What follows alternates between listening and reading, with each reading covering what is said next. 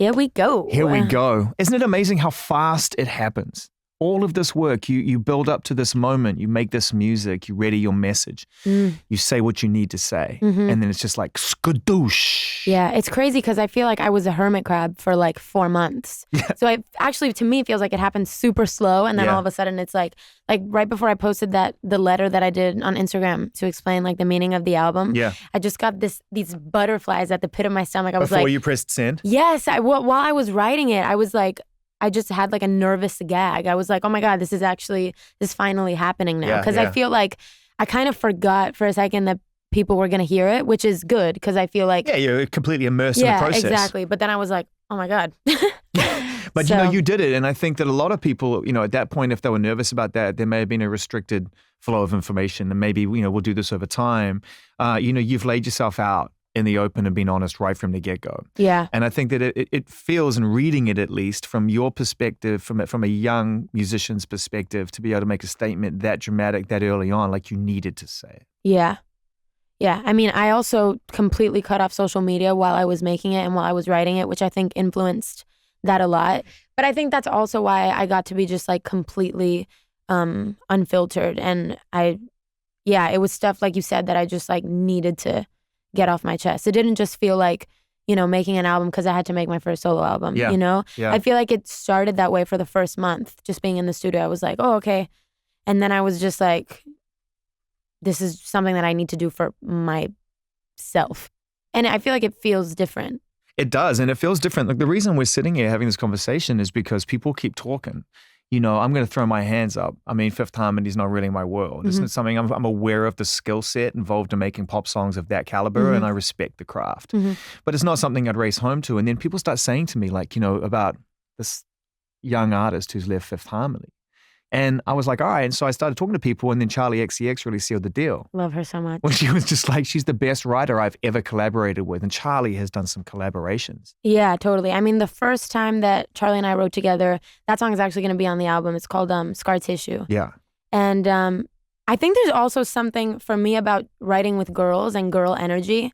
I just feel like we just kind of understand each other more, if that makes sense. Like I'm less afraid with girls to be just super emotional. And I just remember I just came in and I just, we were talking and I pulled out my laptop where I have basically like, from the beginning, I had a list of concepts and titles that I knew for sure that I wanted to write about. And so I would wait for whether it was like a beat that somebody pulled up to be like, oh, okay, this matches with this, whatever. I pulled up this reference of, the song Don't Wait by Mape. And I was like, I really want to write a song about this. And so I read some of the lyrics that I'd written for the song called Scar Tissue.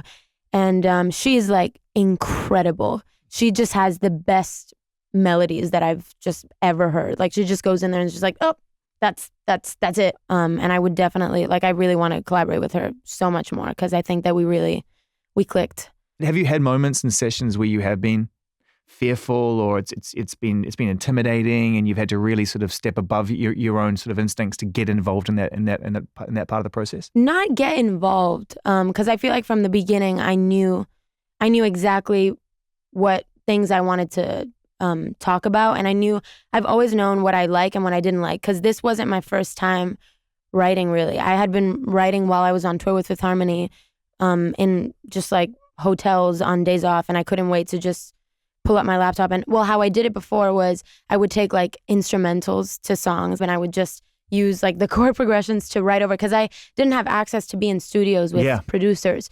So I had been developing my voice as a songwriter for a really long time, for like 3 years before I actually went into a studio to make songs. Did you feel like you had to do that? Secret's a strong word, but privately, because you're in a band and it's all for one-on-one for all at that moment. You're on that journey together, and then in your downtime, you're kind of honing something that probably subconsciously, whether you realized it or not, was going to be the next step for you. I feel like, I wasn't afraid. I feel like I was always outspoken about about loving songwriting, even while I was in the group. But I definitely felt like, Fifth Harmony, we were all vehicles for the group's identity. It wasn't necessarily like a form of self-expression. Right. And I feel like being around the people that were crafting these songs for us, I just was really curious about, I was just curious about that whole process. And I felt like that along the way became my way of just understanding how I felt about situations. Like my first kiss when I was 16, my first heartbreak when I was 17. At least you got those two out of the way quick, right? Exactly. But all of that stuff, I love the idea of creating just like sonic photographs for moments of my life. But I felt like I already going into this had my voice as a songwriter. But I know what you're saying about like, doing it in private because nobody else knew that was... It's almost being respectful to other people's feelings because maybe, and I'm not saying because I know that Lauren's been writing, other people are doing their thing and we're starting to see them all start to evolve in their own way. Yeah.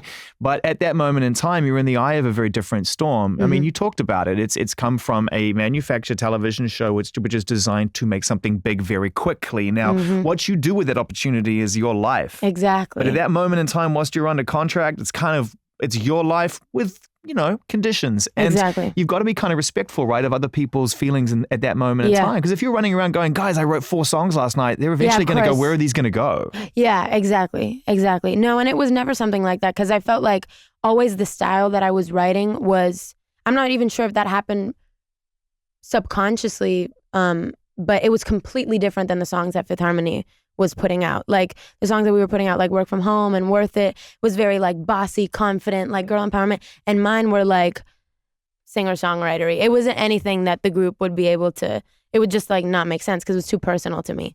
We're going to talk about your music in a second. And we're really going to dive into some of these songs that have come out and songs that are going to come out. But I feel that, there's an opportunity we have here, first opportunity that we've had to talk. So, when you're in the eye of that, when you're dealing with that kind of success that comes with conditions, as I mentioned before. At what point do you realize that the party's over for you? At what point do you realize like I'm not going to be able to see this out in the same way the others are? I need an early checkout. Yeah, I think that happened to me as I was discovering my voice as an artist, especially as a songwriter. I just felt like I needed to express that, and it was just time to, sing my story and sing words that were coming from my heart as opposed to words that people, were writing for us. And how important was mom and family? Because I know you've got a very tight family relationship. Yeah, my mom's here right now. Yeah, that's right. And I mean, obviously you look to your family at those moments and say, hey, look, maybe there's a little turmoil going on here. And I mean, and of course it's scary. But my mom has always taught me that, when you're afraid, that's when you have to make the jump. Otherwise you'll be stuck in the same place your whole life. And you always regret what you didn't do. And, my mom has been like a firsthand example for that. Like she, leaving Cuba and, just obviously having that fear inside of her. Like she's really led by example for me in that way. And she was, my family has always been like, we've had to start over from scratch so many times, not knowing what was going to happen next. And obviously me leaving the group at that point in time when we were really the most successful is not the safe option. You know what I mean? All. The safe thing would have been to just stay and to keep singing the songs and keep doing the choreography. And who knows if this is going to be successful for me? Like nobody really knows, but I just know that I'm proud of it and I'm so happy to be making music that's, authentic to me, and that I'm going to look back on and be super proud of. So, I mean, there's another group that can really relate. Yeah. Right? Yeah. And then some. I mean, if you think about the success the One Direction went through, it's like a whole other ball game. It's like a whole other level, yeah. Right. But still, you can look to them and say, okay, similar circumstances, similar jump off, similar level of success, and then took it to a whole other level, which is where I'm sure the 4 remaining members of this band will want to take it. Of course. Did you look at what Zayn did as like did you say, okay, well, if he can do it, if he can bounce, if he can make a decision that's right for him, irrespective of the knock-on effect it may have for fans or for this band, then maybe there's a reason to do this. I mean, I don't think that influenced my decision, but I was definitely like, hey, like you go, Zayn. yeah, because Pillow Talk, I mean, when that came out, I was like, damn, this is so good. It can be done. Yeah, it can be done. And I like that it was so different than anything that One Direction had done. And obviously it's super interesting. I mean, I was like a huge One Direction fan. They're like the reason that I tried out for X Factor. So how did you feel when he left? I cried, not gonna lie. Because it's the end, I mean, it's the end of that moment. An era. It's the end of an era. And, obviously, like I literally, you understand, like I had like a Twitter account for One Direction. Like I was like one of those fangirls at one point. So, it's the end of something that's really beautiful and inspired so many people. It was, it was a dream. Just like, Fifth Harmony, the five of us were a dream to our fans. And it's beautiful. So obviously when anything comes to an end, it's emotional for everybody. But it's also exciting because you're like, okay, what is he like? What does he want to say?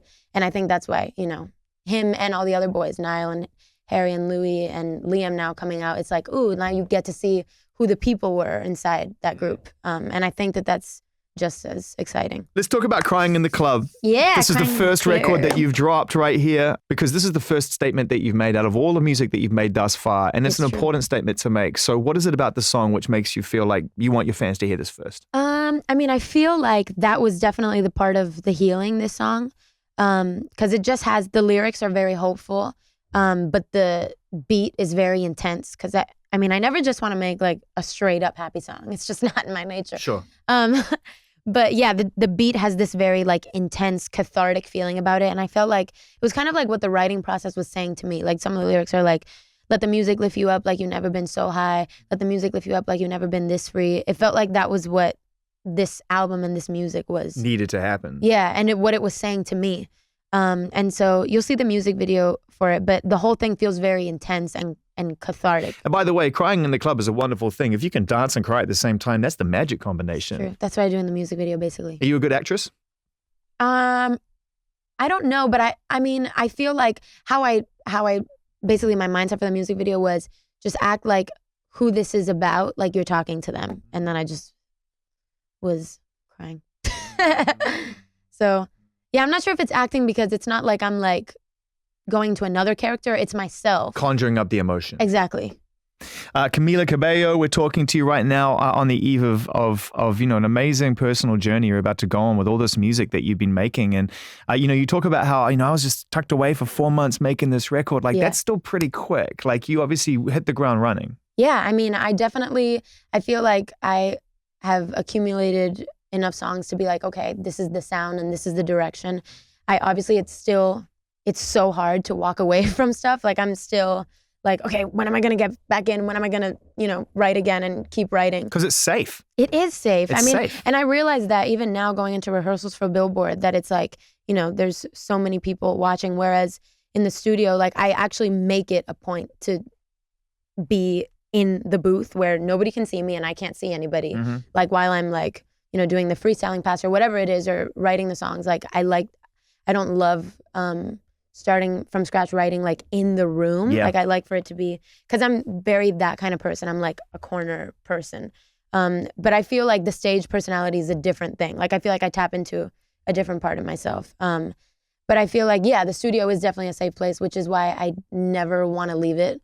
And I don't feel like this is going to be the type of thing where I make this album and then I'm like not in the studio for a while. Like I want to constantly be putting out music. That's a modern method. The door is wide open for you now, and the people who opened it, the great artists who are doing that now on another level, the Drakes, the Beyoncés, the people who go and say, hey, I've got a record, I'm going to put it out. Exactly. As and when. Here's a mixtape here, here's a song there. This one's called a playlist. Exactly. That's definitely more of what I want to do. I feel like the Hurting, the Healing, the Loving is literally, I had to make it an album because that is a story. You know what I mean? Like the whole thing ties together. But I feel like I'm not gonna write about that situation again because I've moved on from it. Like it's over. But I feel like, maybe the next album won't be a story, it won't be a concept. Maybe I'll just put out 3 songs about whatever, you know what I mean? So, and Crying in the Club is that kind of song where it can kind of pop out and represent itself and also be a part of a bit greater body of work. But it's definitely like one of those modern pop songs. Yeah.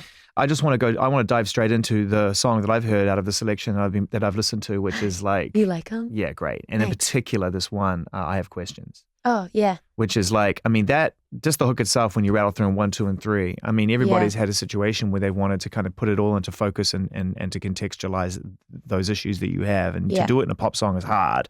And it sounds like that was a cornerstone for the making of this record. Like that was a jump off point. Yeah, definitely. I felt like before when I was telling you about, I felt like I went into the studio and I was like, okay, now I have to make an album.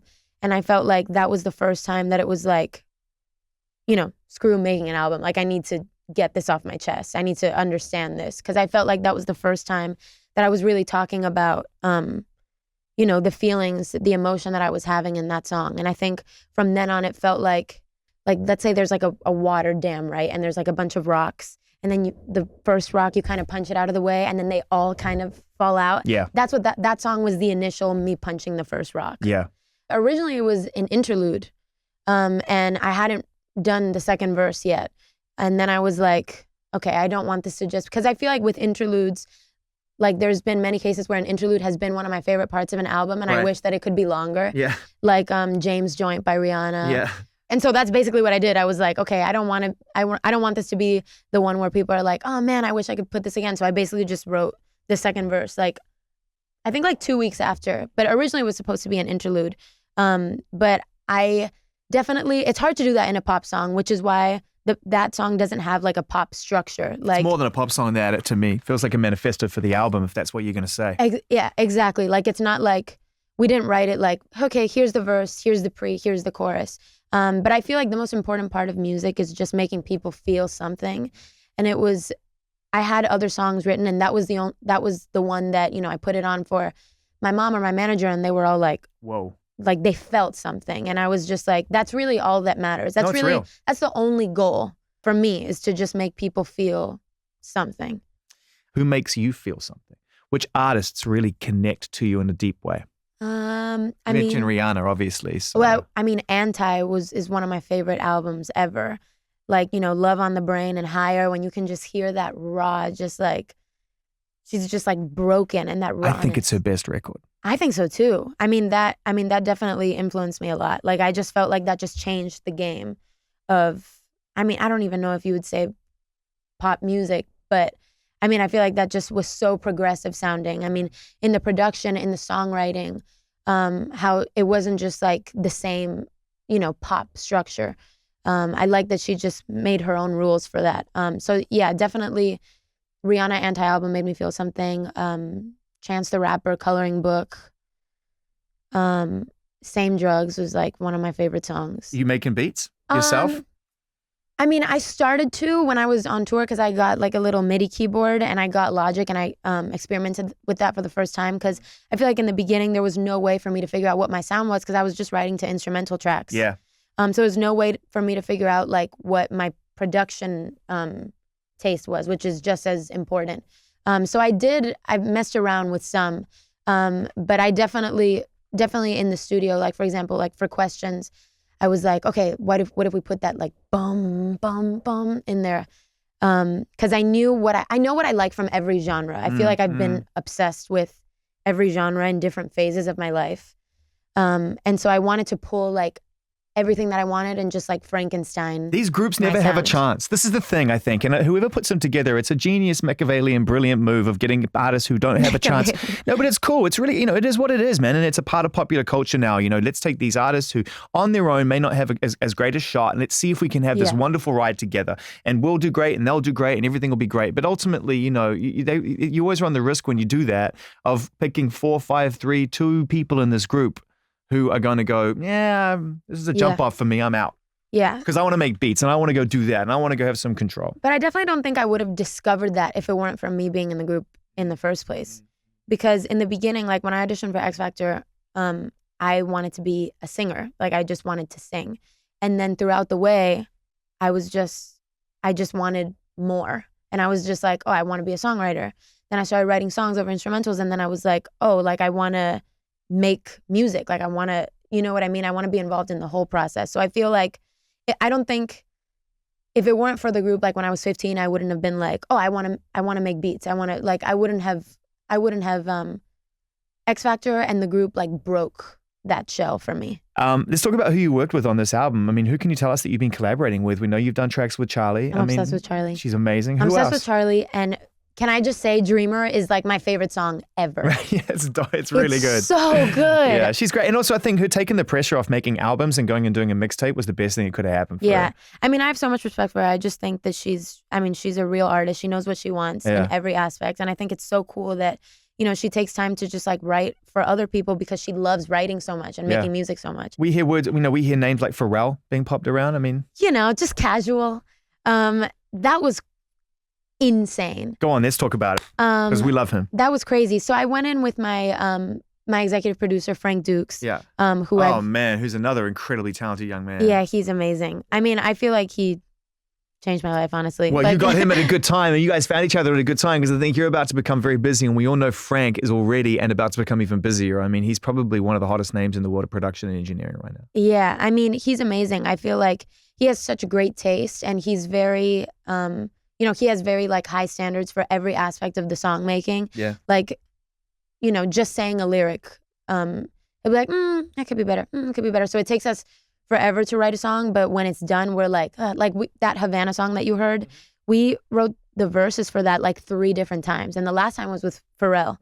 I basically tricked him into doing that ad-lib track for me, because at first he was like, I think it'd be super dope if you did it, because you're a girl, and to do that, to have those like the little like kind of rappy ad-libs in there would be dope. And I was like, oh, why don't you like sketch them out for me? And I just kept all of them in there. I was like, yes.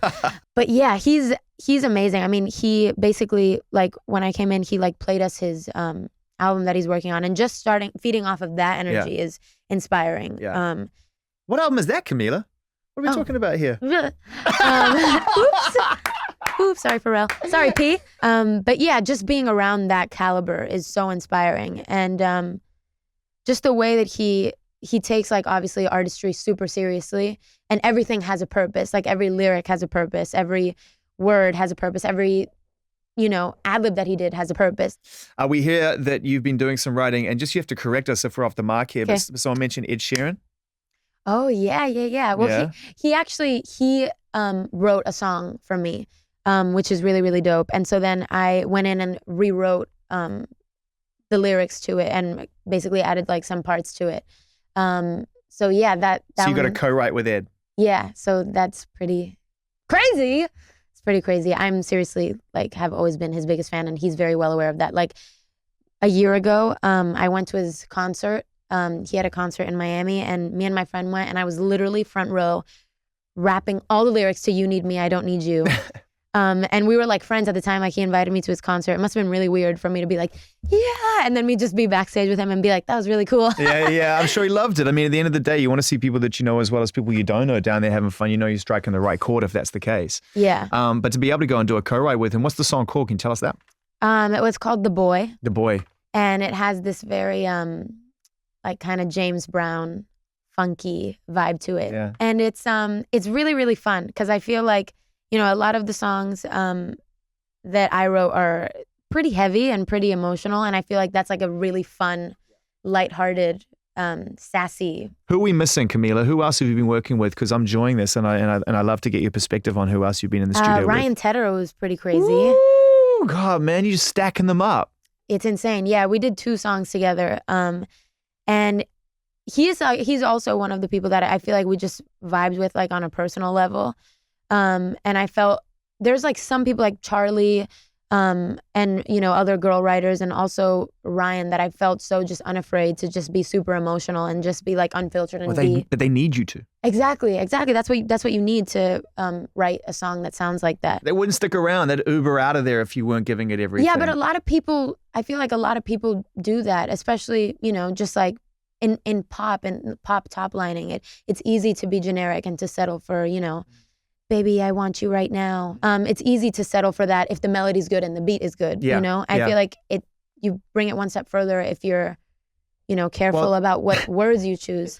So yeah, writing with Ryan was amazing, and we want to do like a bunch more. So the album isn't even a complete finished product right now. You're still moving things around. I'm still moving things around. Are you still writing? I just don't want to let it go, Zane. Yeah, I don't blame you. Yeah, well, because I just want to keep doing it. Yeah, because look who you're working with and look what's coming out. Well, to be honest with you, okay, here's the thing. I feel like I wrote the hurting and the healing part. You now have to finish the loving part. I need to find a boy, and I need to like go to a party or something. Right. Okay.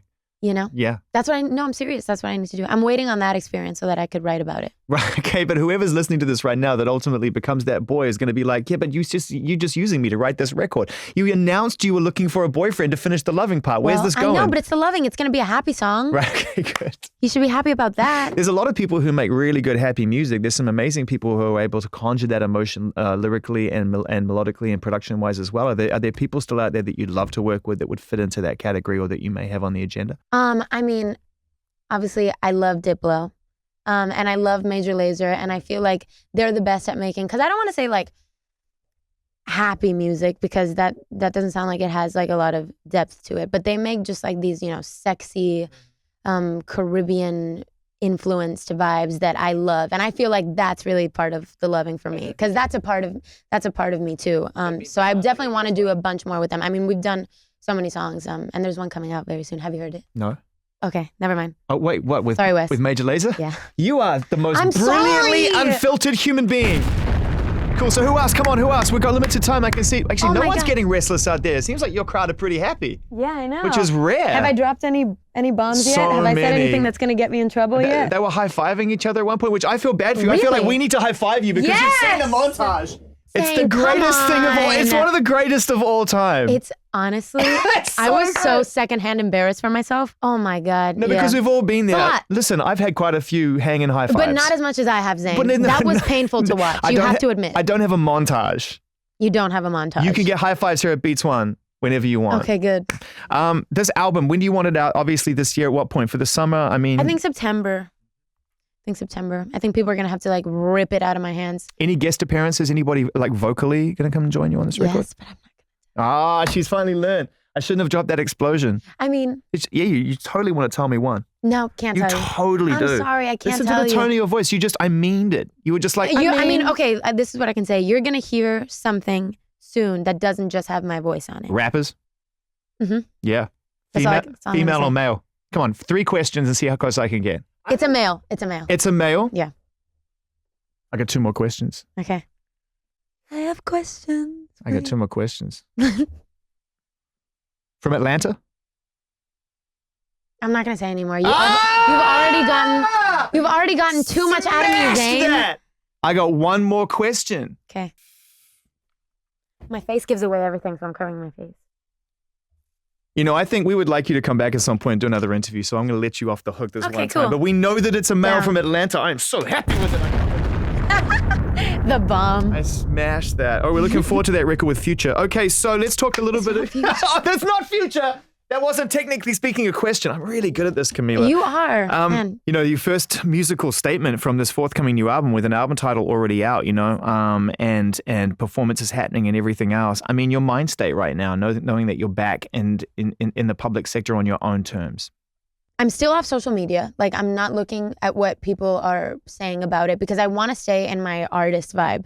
And the artist vibe is like, I want to be able to just feel as much as I can, and I'm reading poetry and watching movies that inspire me and that are artistic, because I always want to stay connected to the art, and I don't want to get up on stage like at the Billboard and feel like I'm performing at the billboards. I want to feel like it's my message to who I'm talking to in this song, and I want to make everything personal. That's how I give the emotion, because for me, like I said, this isn't my first album that the world is going to hear. To me, it's the album that I had to make for myself in order to get better and in order to heal. And that's how I like to think about everything, because if I think about the fact that, a lot of people are going to be listening to this interview, then I'm going to get nervous and I'm going to be filtered. If I just think about it as, me talking to somebody about, how I felt during this process, then I feel more comfortable. So that's kind of the mind frame that I'm